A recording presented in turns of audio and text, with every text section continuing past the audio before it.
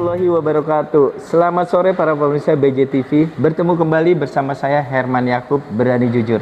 Hari ini kita berada di salah satu gedung mewah, Geraha Mutiara Asri.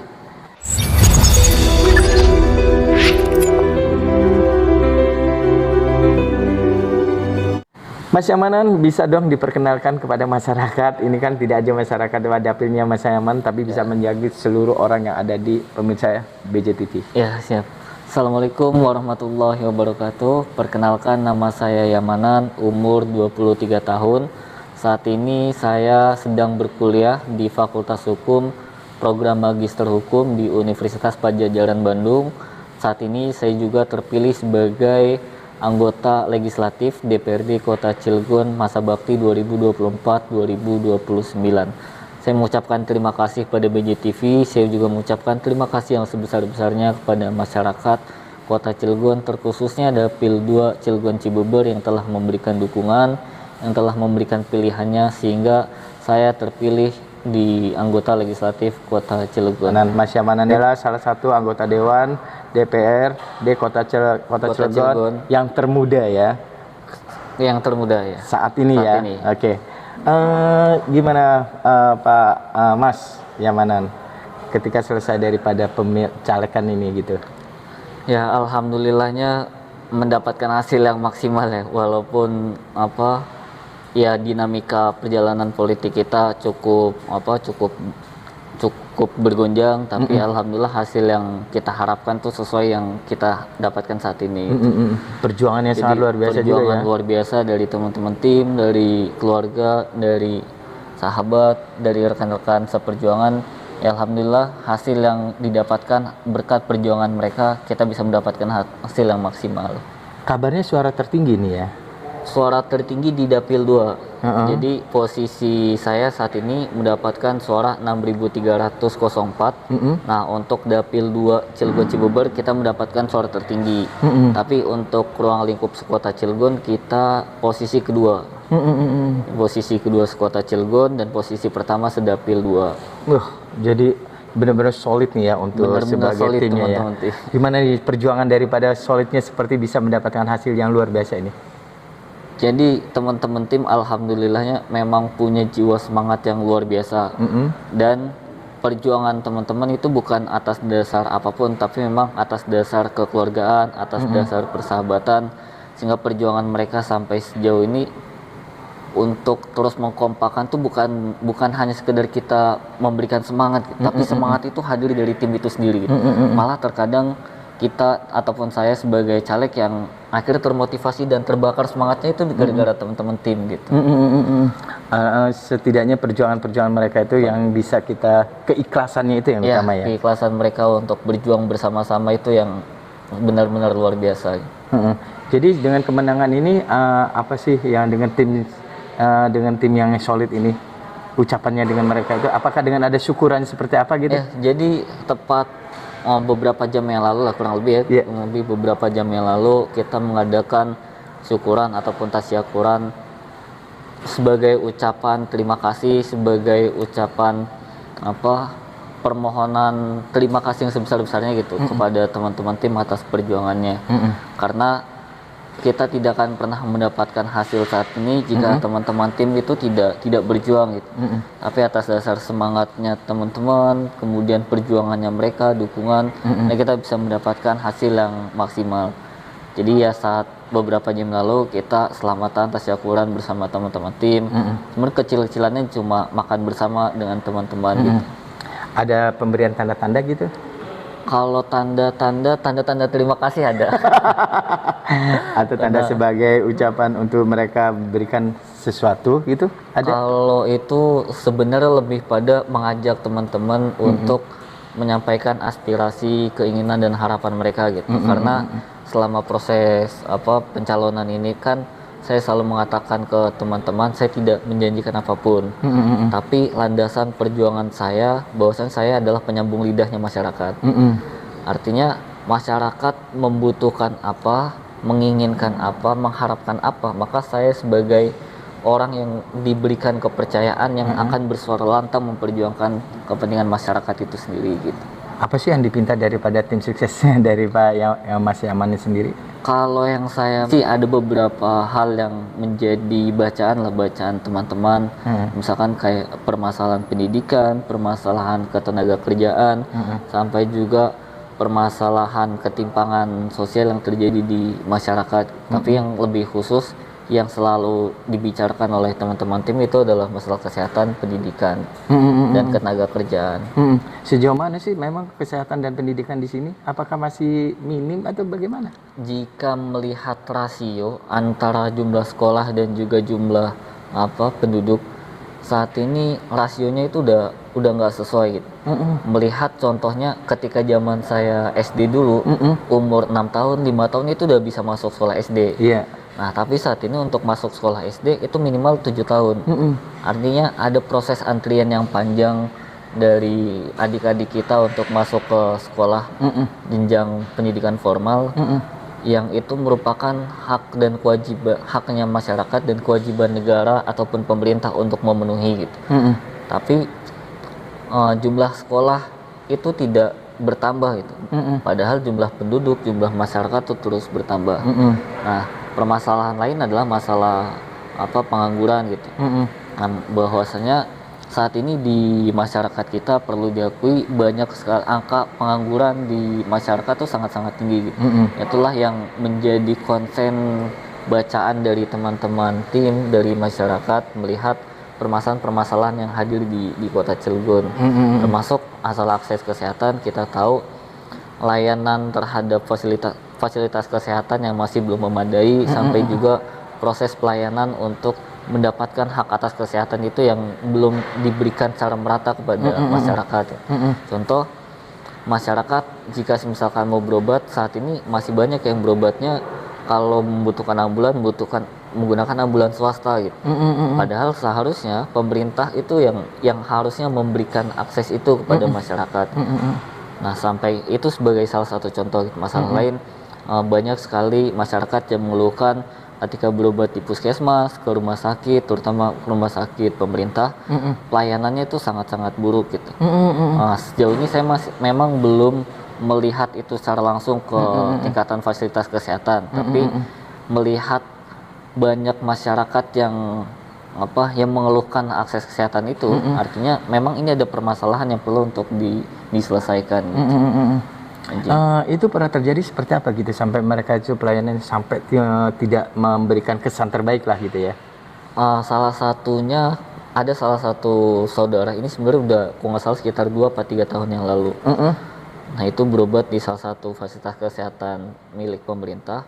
Nah, pelayanannya itu padahal seharusnya ketika seseorang sudah terdiagnosis kritis, itu langsung dibawa ke ICU. Tapi ternyata proses administrasinya yang begitu lama, kemudian juga tidak langsung dibawa ke ruang ICU. Gitu. Padahal ketika rumah sakit atau fasilitas kesehatan itu mendapatkan pasien gawat darurat, terutama yang membutuhkan penanganan yang cepat dari dokter gitu, dari pelayanan kesehatan, seharusnya tidak perlu memikirkan administrasi terlebih dahulu gitu. Apalagi itu warga asli Kota Cilegon gitu. Tapi itu terjadi pada 3 tahun yang lampau gitu. Ya. Dengan perkembangannya sekarang ini ada nggak keluhan daripada masyarakat itu sendiri? Kalau keluhan dari masyarakat, karena saya beberapa kali menjenguk masyarakat yang masuk rumah sakit, saya menemukan beberapa kejadian di mana ketika masyarakat itu berobat dengan BPJS gitu salah satunya. Masyarakat berobat kemudian cek lab, ronsen dan segala macam gitu untuk mengidentifikasi masalah penyakit yang pasti. Hasil lab dan juga hasil ronsen itu tidak diberikan kepada pasien, tidak diberikan kepada masyarakat. Padahal hasil lab, hasil ronsen itu adalah haknya masyarakat. Tapi fasilitas kesehatan itu tidak memberikan, bahkan sampai pulang itu tidak diberikan. Padahal kan masyarakat tuh bukan cuma sekedar membutuhkan penjelasan dokter, tapi membutuhkan hasil lab, hasil pemeriksaan diri mereka yang dilakukan di proses laboratorium, dan itu tidak diberikan. Dan itu bukan cuma 1-2 orang gitu, karena sudah 3 atau 4 kali menemukan hal itu gitu. Dan itu terjadinya udah berapa lama? Apakah baru-baru ini atau Kurang beberapa lebih bulan yang lalu? mungkin 2 bulan atau 2 dan 1 bulan.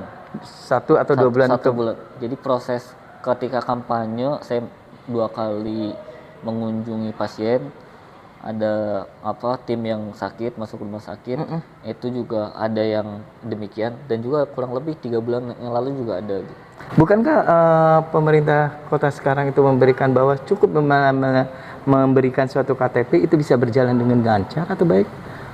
Itu yang sebenarnya perlu untuk kita periksa kembali gitu. Apakah kemudian pemberian KTP itu merupakan solusi atau jangan-jangan itu hanya sekedar membebani rumah sakit. Karena yang sebenarnya yang harusnya dilakukan oleh pemerintah adalah pemerintah memberikan hak akses kesehatan kepada masyarakat. Salah satu bentuknya adalah penyediaan fasilitas kesehatan, kemudian juga pelayanan kesehatan yang baik kepada masyarakat, sampai juga dengan memberikan pemahaman dan juga hasil yang sebenarnya itu merupakan haknya masyarakat. Nah, itu yang sejauh ini menurut kami itu belum berjalan secara maksimal. Jadi kalau diperhatikan secara langsung bahwa ini cuma hanya penyampaian saja, tidak terjadi dengan actionnya gitu. Sepertinya ya. Jadi masyarakat tuh banyak berobat malah masih menggunakan BPJS gitu. BPJS kan artinya dia sudah menjadi keanggotaan aktif dari BPJS, yang sebenarnya program BPJS kan bukan program pemerintah kota, tapi pemerintah pusat RI. Nah, proses pelayanannya pun itu masih sangat-sangat kurang dan bermasalah. Jadi banyak juga yang harus diselesaikan ya. Banyak yang harus diselesaikan. Yang selama ini digembar-gemborkan juga belum menjadi suatu kenyataan yang benar gitu ya. Belum menjadi solusi dan belum terlaksana secara maksimal. Jadi itulah yang jadi prioritas daripada Mas Yamanan untuk menjadikan seorang dewan untuk maju ke depan di situ. Ya, jadi kalau saya secara pribadi memang mempunyai banyak pandangan terhadap permasalahan di Kota Cilegon. Tapi mau bagaimanapun, seorang wakil rakyat adalah orang yang diberikan kepercayaan oleh masyarakat atau konstituennya. Artinya yang menjadi landasan perjuangan adalah apa yang menjadi harapan dan kebutuhan masyarakat itu sendiri. Misalkan konstituen saya banyak mengeluhkan permasalahan pendidikan, tapi di konstituen yang lain gitu, misalkan mengeluhkan masalah pendidikan atau kesehatan. Maka saya sebagai wakilnya masyarakat konstituen saya yang mengeluhkan masalah pendidikan, saya harus memperjuangkan masalah pendidikan terlebih dahulu dibandingkan masalah kesehatan. Karena saya adalah wakilnya masyarakat ini gitu. Karena mereka yang telah memberikan kepercayaan kepada saya.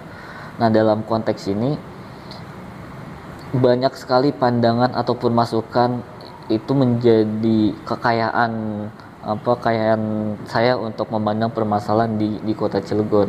Tapi mau bagaimanapun, yang menjadi landasan perjuangan utama adalah apa yang menjadi harapan, keluhan, dan keinginan dari masyarakat yang memilih daripada Mas Yamanan itu sendiri ya. Ya, kita bicara masalah kesehatan memang sangat riskan ya. Benar. Setidaknya padahal sudah disampaikan atau disebarkan bahwa kita sekarang untuk berobat dipermudahkan gitu. Tapi ternyata secara di lapangannya banyak mengeluh kan gitu. Banyak keluhan yang dirasakan oleh masyarakat. Gitu ya. Jadi terobosan apa nih yang akan dilakukan daripada Mas Yamanan sebagai anggota dewan nanti ketika duduk nanti? Jadi yang seharusnya dilakukan atau dievaluasi adalah yang pertama adalah pelayanan kesehatan itu pada masyarakat yang harus dibenahi, sampai juga paradigma berpikir orang-orang yang melakukan pelayanan terhadap kesehatan itu perlu untuk sama-sama kita ajak untuk diskusi dan mencari solusi bersama gitu. Karena bagi kami sebagai seorang anak hukum yang belajar tentang hak asasi manusia, menilai bahwa kesehatan itu merupakan hak yang harus dimiliki oleh masyarakat. Bukan berarti masyarakat itu tidak boleh sakit ya. Tapi artinya ketika masyarakat sakit, maka negara, pemerintah wajib untuk memberikan akses terhadap kesehatan, akses terhadap fasilitas kesehatan, supaya masyarakat bisa berobat, masyarakat bisa untuk mendapatkan cara untuk sembuh gitu, mendapatkan obat untuk sembuh, dan itulah yang harusnya diberikan oleh pemerintah gitu. Dan juga dalam sistem pemerintahan yang baik seharusnya pelayanan terhadap masyarakat di segala lini, di segala sektor itu harus dilakukan dan diberikan secara baik. Jadi services hospital gitu ya, sekarang ini masih minus gitu masih minus banget ya, belum mencapai untuk yang dibilangnya menggembar-gembar bahwa sudah layak, bahkan lebih mudah gitu ya. Oh, jadi itu yang menjadi wacana daripada teman-teman tim sukses itu menyampaikan kepada itu yang beberapa usulan atau beberapa pandangan dari teman-teman. Nah, selain daripada kesehatan sendiri dan pendidikan, pengangguran tidak begitu tinggi dong dengan mereka menyampaikan itu. Termasuk yang paling tinggi. Nah, jadi kan seperti yang saya sampaikan ada tiga sektor yang menjadi konsen dari teman-teman tim sukses ataupun masyarakat secara luas di konstituen. Yang pertama adalah masalah kesehatan, masalah pendidikan, dan juga masalah ketenagakerjaan. Karena memang tingkat angka pengangguran di Kota Cilegon itu sangat-sangat luar biasa tinggi gitu. Karena bahkan sampai sejauh ini pun banyak orang yang mencoba menghubungi saya untuk apakah ada lowongan pekerjaan gitu, apakah mereka bisa dipermudah untuk mendapatkan pekerjaan. Artinya masalah pengangguran atau masalah ketenaga kerjaan ini memang menjadi isu yang sejauh ini juga menjadi pandangan teman-teman di tim sukses gitu, supaya permasalahan ini bisa sama-sama kita kawal di legislatif nanti. Nah, kita bicara masalah yang 3 item tadi ya. Ketika nanti Mas Yamanan di komisi yang berbeda yang sesuai ini tadi, itu apa yang akan dilakukan nanti? Nah, ini pun masih menjadi pertimbangan dan juga masih mencoba untuk meramu. Karena kan 3 sektor ini jika misalkan mau digali secara keseluruhan, ini kan dari komisi yang berbeda-beda gitu. Padahal secara kinerja efektif seorang anggota dewan itu ketika masuk ke AKD, alat kelengkapan dewan, berupa komisi dan badan. Nah, artinya yang ingin coba saya lakukan adalah melihat mana yang paling dibutuhkan oleh masyarakat konstituen. Misalkan masyarakat konstituen lebih mengutamakan masalah tentang ketenaga kerjaan, maka saya akan masuk ke komisi yang berhubungan dengan tenaga kerjaan. Tapi kalau masyarakat lebih mengutamakan masalah pendidikan, maka saya akan masuk ke komisi yang berhubungan dengan pendidikan. Karena itulah bentuk komitmen saya sebagai calon saat itu, bahwa hadirnya saya adalah karena kebutuhan masyarakat. Sehingga saya masuk komisi manapun itu atas dasar kebutuhan masyarakat. Jadi walaupun nanti misalkan dapatnya di komisi itu tapi tidak ada, tetap masuk dalam terobosan ke situ gitu maksudnya? Iya, jadi termasuk kan kenapa kita mengejar suara banyak juga, atau ketika saat itu sebenarnya cita-cita kita bisa membawa kursi sendiri gitu. Karena memang kita menginginkan ada satu daya tawar untuk melihat bahwasanya masyarakat ini ada suatu hal yang dibutuhkan oleh masyarakat, dan baik itu partai politik maupun pemerintah harus melihat gitu, harus melihat apa yang dibutuhkan oleh konstituen saya. Karena bentuk dukungan sejumlah 6.300 suara ini itu bukan jumlah dukungan yang kecil, ini jumlah yang sangat luar biasa banyak. Artinya bentuk kepercayaan yang begitu banyak dari masyarakat inilah yang harusnya menjadi titik perhatian utama dari partai politik dan juga pemerintah itu sendiri. Jadi tetap aja dalam koridor itu masuk dalam posisi yang kesemana yang sesuai dari keinginan daripada tim suksesnya, tim sukses dan masyarakat itu sendiri ya. Karena tim sukses yang lebih tahu ya, lebih dekat sama masyarakat secara langsung gitu. Nah, untuk terkait dengan masalah pengangguran dan pendidikan, yang saya tanyakan adalah pendidikan yang menarik nih ya. Sejauh mana sih dari tim wilayah daripada Dapil Kang Mas Yamanan ini pendidikannya tuh sejauh mana, tingginya seperti apa? Mungkin saya nggak bisa membicarakan itu secara terus terang ya, karena isu tingkat pendidikan masyarakat itu sebenarnya isu yang agak cukup sensitif untuk dibicarakan. Cuma saya akan bicarakan bahwa pendidikan merupakan salah satu faktor utama dalam melihat masa depan masyarakat. Memang banyak orang yang bilang tidak berpendidikan pun bisa sukses gitu. Betul. Tapi jika melihat rasio itu sangat-sangat kecil. Artinya kita perlu melihat permasalahan masa depan itu juga lahir dari permasalahan pendidikan. Jika pendidikan itu tidak diberikan kepada masyarakat, maka akses atas pekerjaan pun nggak akan bisa didapatkan oleh masyarakat. Misalkan kita mau kerja di pabrik A gitu, tapi kita tidak pernah sekolah, apakah kemudian pabrik A itu mau menerima masyarakat gitu? Tentu pabrik itu bakal mencari orang-orang yang punya latar belakang pendidikan yang baik. Maka dari itu sebenarnya jika saya melihat antara pendidikan dan ketenaga kerjaan itu seperti lingkaran setan yang nggak bisa putus gitu. Ya kalau mau kita ngomongin pendidikan, ya kita juga membutuhkan pekerjaan gitu. Karena pendidikan kan sekarang udah lumayan agak mahal kan. Walaupun negeri pun kadang ada aja biayanya gitu. Nah untuk mendapatkan pekerjaan ya kita butuhkan pendidikan juga gitu. Mana yang lebih dahulu ini nggak bisa kita pisahkan. Artinya pendidikan dan juga tenaga kerjaan dua-duanya harus diberikan oleh pemerintah pada masyarakat. Kalau untuk sudut pandang sendiri dari Mas Yamanan sendiri, apakah ini ada penambahan untuk tempat untuk pendidikan itu sendiri? Kalau yang kami harapkan jelas ada penambahan jumlah penambahan pendidikan sekolah, baik itu sekolah maupun fasilitas pendidikan yang lain. Atau misalkan memang tidak mampu dengan beberapa alasan yang akses sekolah itu tidak bisa ditambah, maka akses jumlah siswa di setiap sekolah itu bisa ditambahkan gitu, dengan menambahkan jumlah guru supaya rasionya seimbang dan juga fasilitas sekolah itu bisa ditambahkan gitu. Jadi ada penambahan ruang belajar rumbelnya ya, dan juga penambahan guru sebagai pengajarnya. Atau ya lebih baiknya adalah penambahan jumlah sekolah di wilayah kota Cilegon, khususnya di wilayah dapilnya. Wilayah Dapil 2 khususnya. Emang kalau dilihat dari wilayah dapil itu sendiri berapa sih ada SMP SMA-nya itu? Kalau di Dapil 2 SMP 2, SMP 7, SMP 5 dan SMP 8. Tapi karena sekarang zonasi, sebenarnya lebih sering masuk SMP 2 dan juga SMP 7 itu adalah orang-orang dari Jombang dan juga Purwakarta gitu, dibandingkan masyarakat Dapil Kecamatan Cilegon dan Cibeber. Sehingga yang sebenarnya lebih banyak masyarakat Kecamatan Cilegon Cibeber itu lebih banyaknya masuk ke SMP 5 dan juga SMP 8. Nah, kalau melihat jumlah SMA itu cuma ada satu, SMA Negeri 3 Cilegon.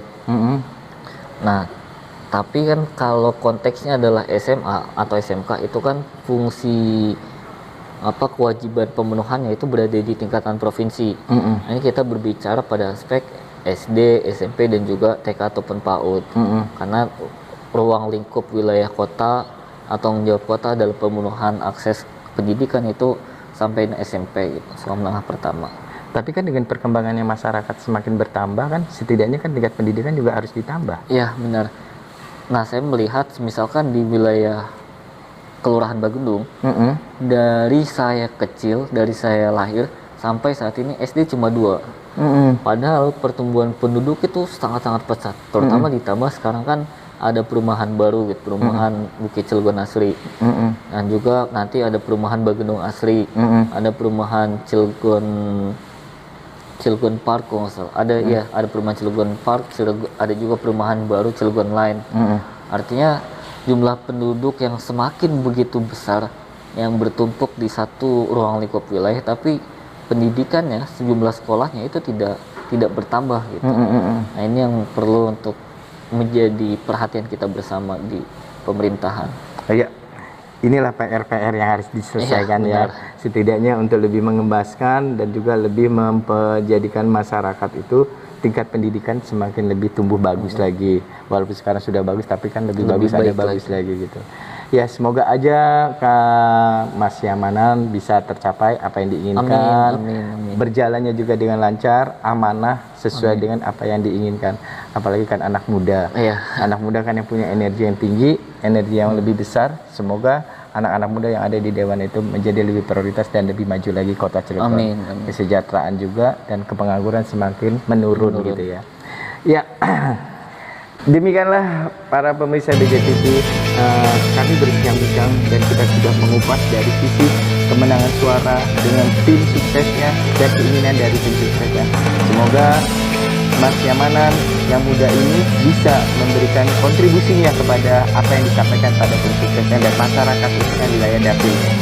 Semoga berjalan lancar dan bisa dikembangkan dan bisa menjadi suatu pekerjaan yang dijalankan dengan keikhlasan hati dan keikhlasan hati yang penuh kesabaran ya Mas Yamanan ya. Oke, jadi sampai jumpa lagi kepada episode yang akan datang.